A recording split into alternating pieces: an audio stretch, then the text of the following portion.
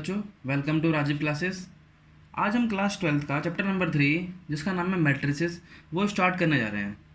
देखो, matrices start करने से पहले आपको मैट्रिसेस के बारे में बता दें कि मैट्रिसेस होती क्या है। देखो, फॉर एग्जांपल मैं आपको अगर मैं बोलूँ कि आपके पास तीन बच्चे हैं, एक का नाम है राम, एक का नाम है श्याम और एक का नाम है सुमित। ठीक है बच्चों, देखो राम के पास नोटबुक 15 नोटबुक्स हैं और 6 पेन्स हैं। शाम के पास 10 नोटबुक्स हैं और 2 पेन्स हैं। सुमित के पास 3 नोटबुक हैं और इसके पास 7 पेन्स हैं। ओके बच्चों, देखो अगर मैं इस चीज़ का टेबल बनाऊं, टेबल मीन्स अगर मैं यहाँ पर आपके सामने नेम लिखूं, यहाँ नोटबुक लिखूं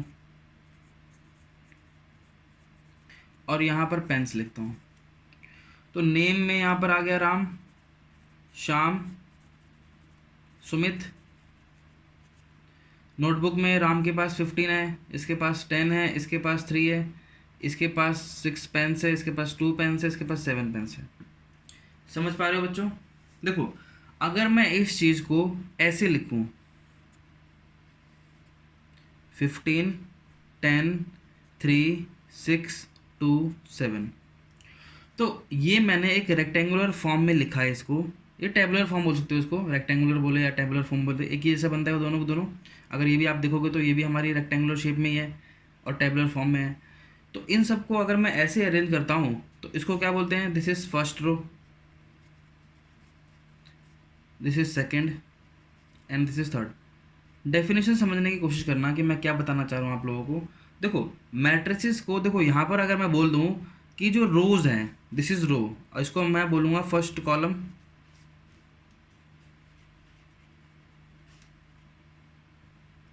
ये मेरा सेकंड कॉलम हो जाएगा।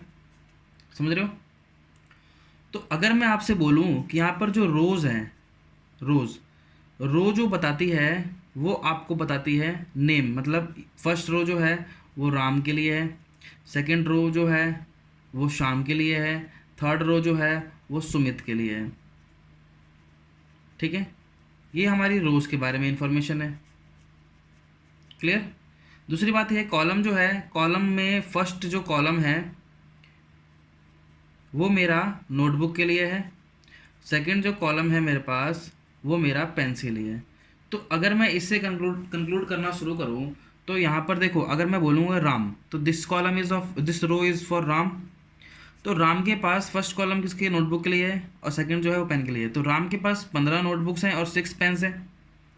शाम के पास 10 नोटबुक है और 2 पेन्स हैं।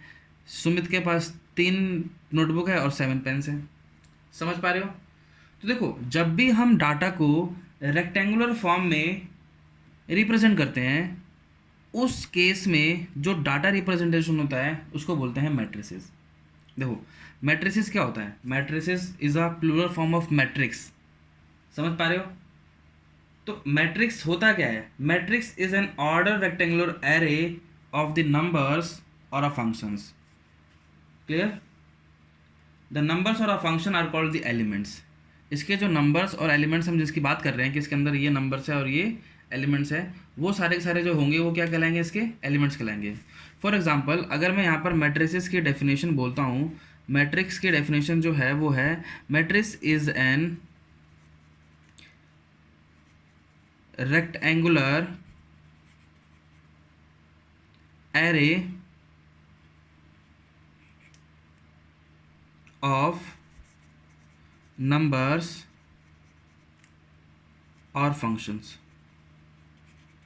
मतलब क्या है? देखो यहाँ पर इस रेक्टेंगुलर एक एरे है, इसके अंदर जो आपके पास कुछ नंबर्स होंगे या फंक्शंस होंगे। फंक्शंस में कुछ भी हो सकते हैं, एनीथिंग विच कैन डिफाइन, जो डिफाइन हो सकते हैं वही होने चाहिए बस, ऐसा नहीं कुछ भी कॉम्प्लेक्स नंबर हो, रियल नंबर हो, कुछ भी हो, एनीथिंग जो जो हम डिफाइन कर सकते हैं। ठीक है, एग्जाम्पल के तौर पर अगर मैं लिखता हूँ आपसे, यहाँ पर देखो, यहाँ पर 2 हो गया, यहाँ 3 हो गया, 2 1 7 9, ये हमारा नंबर्स का हो गया।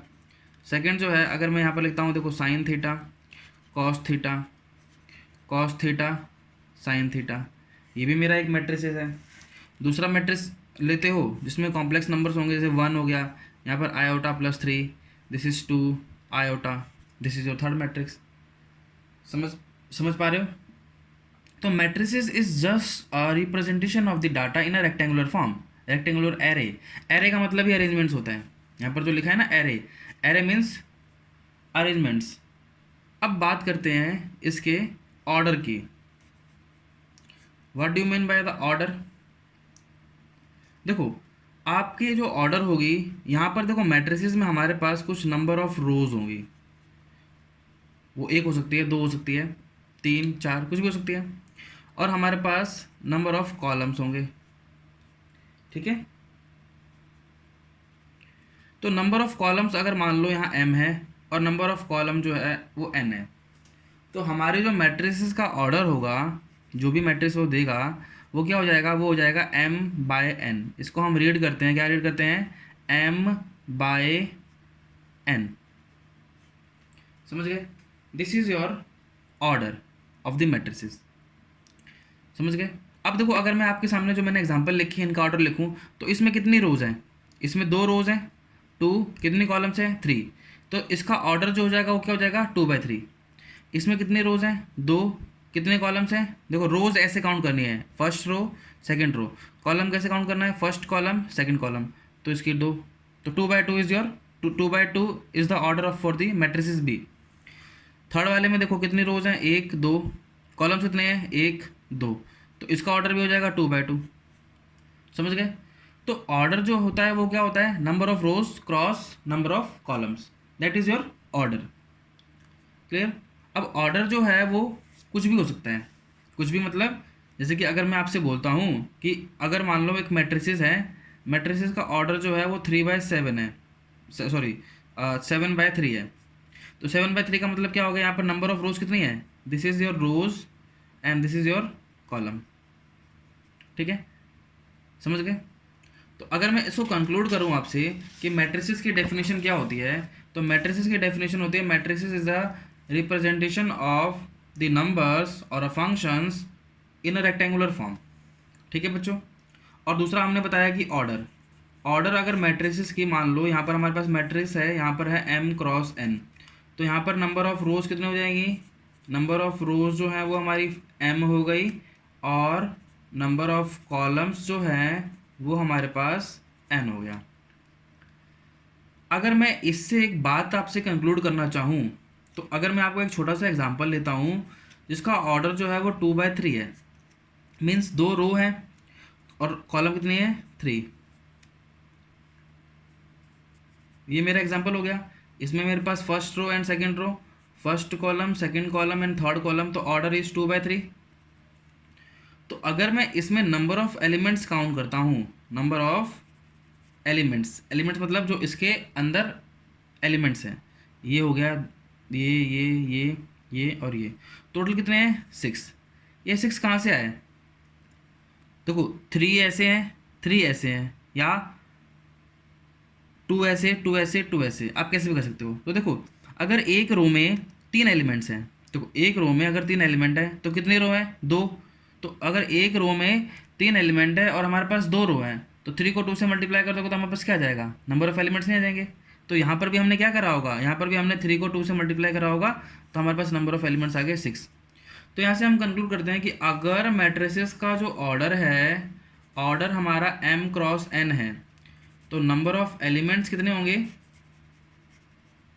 नंबर ऑफ एलिमेंट्स होंगे m×n, मतलब mn हो जाएंगे।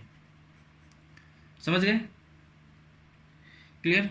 अगर मैं अब इसको जनरल फॉर्म से समझाने की कोशिश करूँ, देखो अब एक जनरल फॉर्म ले देता हूँ मैं, देखो जनरल फॉर्म, जनरल फॉर्म क्या होगी, जनरल फॉर्म मतलब कि सारी चीज़ें इसमें जनरलाइज कर दी जाएगी। तो एक मैट्रिसेस है, इसमें आपको ना तो रोज के बारे में बताया और ना कॉलम्स के बारे में बताया। तो देखो अगर मैं इसको बोलूँ A11, A11 का मतलब होता है फर्स्ट रो फर्स्ट कॉलम।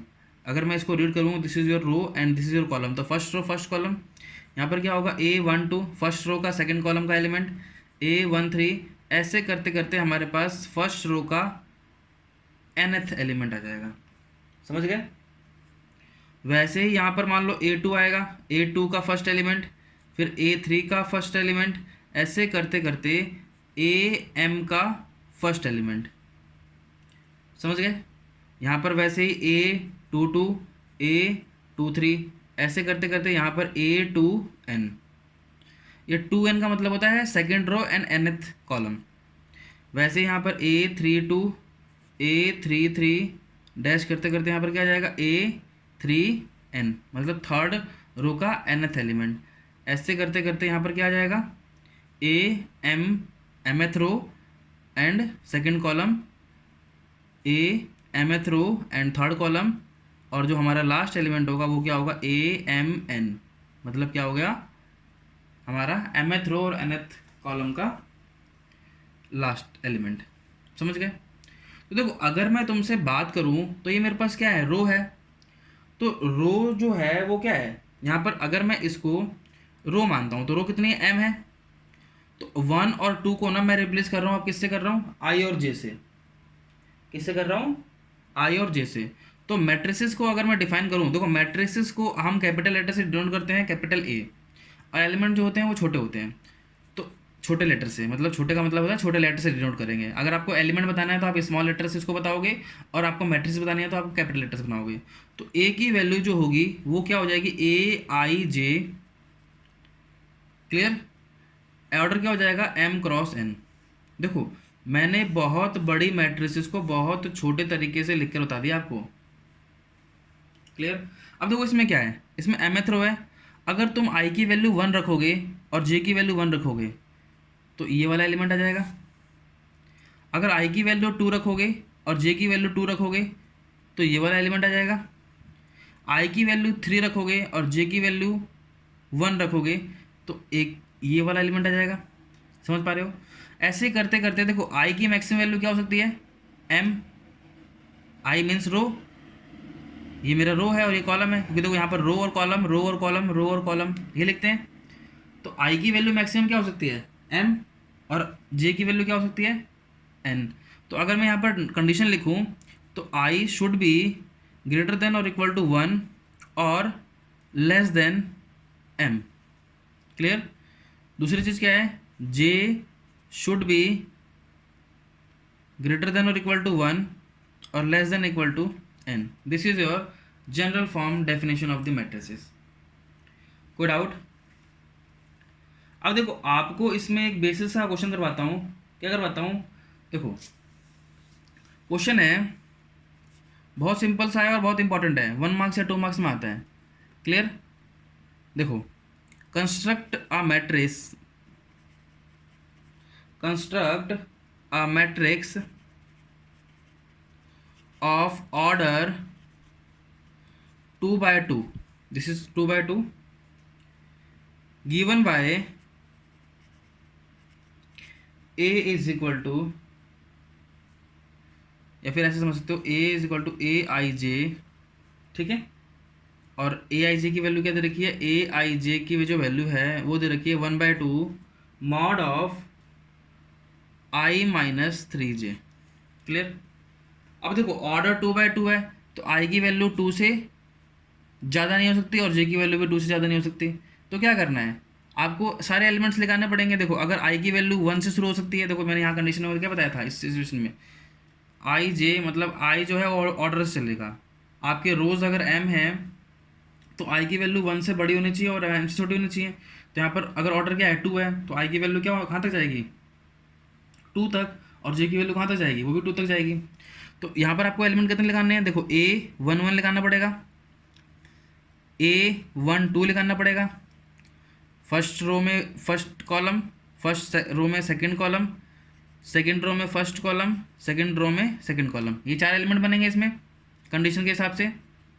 क्योंकि देखो M और N की वैल्यू 2 है, तो M और N की वैल्यू अगर 2 है तो I की वैल्यू और J की वैल्यू मैक्सिमम 2 हो सकती है और मिनिमम 1। तो 1 से 2 तक I ले जाना है और 1 से 2 तक J ले जाना है। तो I देखो 1 2, J देखो 1 2, क्लियर। तो हमारे पास अगर 1 2 1 लगाते हो तो क्या हो जाएगा 1/2, यहाँ पर आ जाएगा 1 -3 × 1, मॉड लेना है तो यहाँ पर क्या हो जाएगा 1/2 मॉड ऑफ 1 - 3, तो यहाँ क्या हो जाएगा 1/2 -2 का मॉड लोगे तो क्या आ जाएगा, दिस इज 2/2, तो आंसर आ गया 1। तो यहाँ से हमारा आंसर आया 1। क्लियर, ये 1 आ गया। A12 निकालोगे तो क्या आएगा, 1/2, यहाँ पर आ जाएगा 2 - 3 × 2। तो मैं इसको डायरेक्ट लिख रहा हूँ 1/2, दिस इज 2 - 6। क्लियर, 2 - 6 हो जाएगा, तो क्या हो जाएगा 1/2 मॉड ऑफ -4। तो मॉड ऑफ -4 करोगे तो क्या आ जाएगा 4/2, तो आंसर आ जाएगा 2। A21 करोगे तो 1/2, यहाँ पर क्या आ जाएगा, सॉरी मैंने इसमें गलती कर दी। A12 में देखो आई की जगह मैंने क्या कर दिया, 2 कर दिया, और जे की जगह मैंने क्या कर दिया, वो भी 2 कर दिया। तो आई की जगह 2 नहीं करना था, तो आई की जगह 2 और जे की जगह 2 करना है, तो इसको A22 कर दो। समझ गए। अब 2 1 ये कर दिया, 2 1 ये हो गया, और यहाँ पर क्या लिखाना था आपको, 1 2 लिखाना है। तो वो वही बात है, बस थोड़ा सा ऊपर मैंने मिस्टेक कर दिया था, तो इसको मैंने ठीक कर दिया। ठीक है, अब A21 करना है तो आई की वैल्यू 2 होनी चाहिए। 3 × 1 = 1/2, 2 - 3, तो आंसर क्या हो जाएगा 1/2। सॉल्व करोगे तो यहाँ से आएगा -1, मॉड ले लोगे तो आ जाएगा 1, तो 1/2 आ गया। A12 लेना है, A12 अगर A12 लोगे तो क्या आएगा 1/2, आई की वैल्यू 1, इसकी वैल्यू कितनी लेनी है 2, 3 × में 2। क्लियर, तो यहाँ से क्या आ जाएगा 1/2, 1 - 6, तो आंसर हो जाएगा हमारा 5/2। समझ आया। तो यहाँ से हमारे पास कितने एलिमेंट्स आ गए, हमारे पास 4 एलिमेंट्स आ गए। तो मैट्रिसेस क्या होगी, मैट्रिसेस हमारी जो होती है वो एक क्या हो जाएगी, A11, A12, A13, sorry 21, A22। ए की वैल्यू क्या हो जाएगी, देखो A11 की वैल्यू कितनी आई है, 1 आई है। A12 यहाँ आएगा ना, तो 12 देखो मैंने नीचे लिख रखा है, तो A12 की वैल्यू कितनी आ जाएगी 5/2। A21 क्या हो जाएगा हमारा 1/2। A22 क्या हो जाएगा 2। That is your final answer. समझ पा रहे हो। This is the basic question of your book. एक छोटा सा क्वेश्चन बता कराया है कि मैट्रिसेस को हम कैसे फॉर्म करते हैं। This is the formation of matrices by the rule of the matrix. ये जनरल रूल जो मैंने बताया उसके हिसाब से जो हमारा रूल बन सकता है ये वो है। ठीक है बच्चों, तो देखो आज जो हमने स्टार्ट करा है इस चैप्टर को, हमने सिर्फ और सिर्फ मैट्रिसेस के डेफिनेशन को डिस्कस करने की कोशिश करी है, आपको समझाने की कोशिश करी है कि मैट्रिसेस की डेफिनेशन क्या है और मैट्रिसेस कैसे बनाते हो। तो अगर मैं इसको कंक्लूड करूँ तो इसको कंक्लूड करने के बाद हमको सिर्फ इतना समझ में आता है कि मैट्रिसेस इज द कलेक्शन या अरेंजमेंट्स ऑफ द नंबर्स और functions in a rectangular form, rectangular array. ठीक है, तो आज के लिए हम इतना ही करते हैं। थैंक यू बच्चों।